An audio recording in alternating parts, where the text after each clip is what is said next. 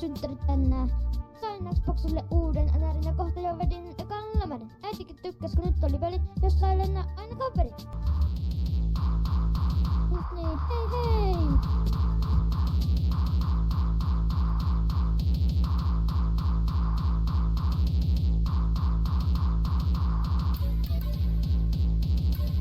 Keskiyötä taas seinäkillä näyttää, sisko luulee, että on alkanut huumeita käyttää, vaikka mielessä mulla kyllä vaan kävi, että pelasin tänään Skyrim läpi. Isä meinasi, että on aivan hullu, sanoin sille, että sinun on tullut.